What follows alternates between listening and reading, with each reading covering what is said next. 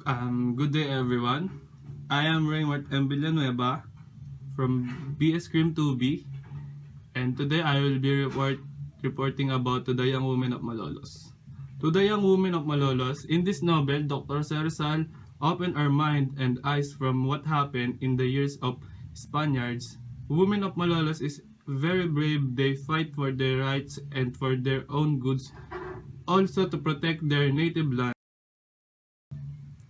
To the young women of Malolos, Jose Rizal's legacy to Filipino women is embodied in his famous essay entitled To the Young Women of Malolos, where he addresses all kinds of women, mothers, wives, the unmarried, and etc., and expresses everything that he wishes them to keep in mind. We know we know the women of Malolos have a big responsibility, that being a woman, you're the one who will do everything in the house, but the women of Malolos want to help our country to have a freedom and equality. To the Women of Malolos was originally written in Tagalog. Rizal penned, penned this writing when he was in London, and in response to the request of Marcelo H. del Pilar. The silent point contained in this letter are as follows.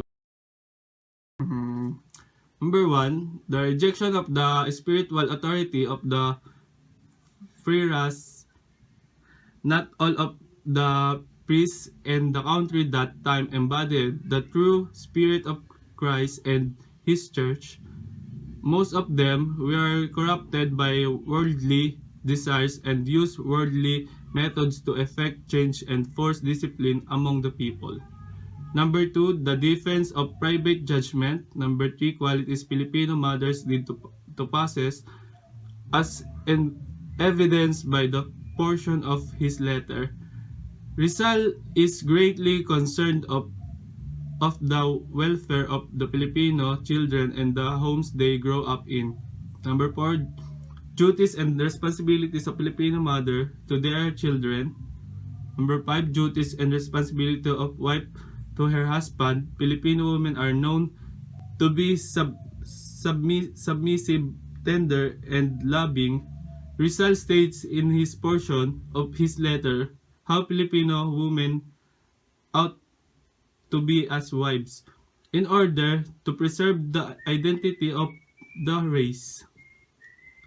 Number 6, counsel to young women on their choice of a lifetime partner. Rizal's message to Filipino women. Jose Rizal was greatly impressed by the fighting spirit that the young women of Malolos had shown.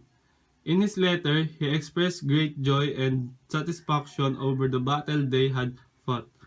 In this version of Rizal's letters, it is obvious that his ultimate desire was for a woman to be offered the same opportunities as those received by women in terms of education. During those days, young girls were not sent to school because of the universal notion that they would soon only be taken as wives and stay at home with the children. Rizal, however, emphasized on freedom of thought and the right to education, which must be granted to both boys and girls alike.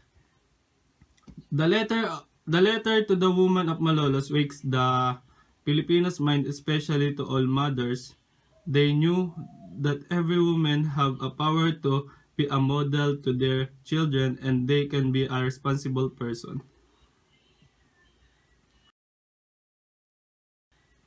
The responsibilities of Filipino mothers to their children.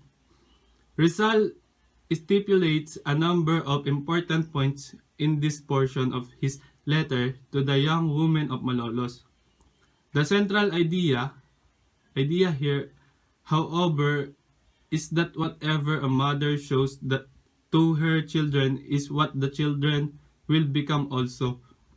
If the mother is always kissing the hand of the friars in submissions, then her children will grow up to be psychopaths, and mindless fools who do nothing but do as they are told. Even the very nature of the task would violate their rights as individuals.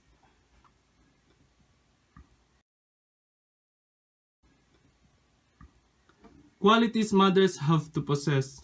Results enumerates the qualities Filipino mothers have to possess. 1. Be a noble wife. 2. Rear her children in the service of the state.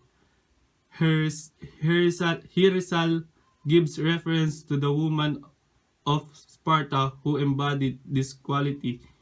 3. Standards of behavior for men around her. Rizal advised to unmarried men and women.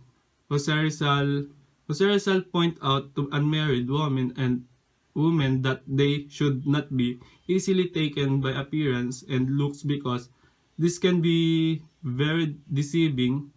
Instead, they should take heed of men, firmness of character, and loyalty. It gives priority in giving good education to the youth. It also enforces that women are especially and they have a power in molding youth to be responsible one. Rizal also gives challenges to the woman to open the mind of all the youth to see what really happened in the country. To the young women of Malolos. That's all and thank you everyone for listening. God bless.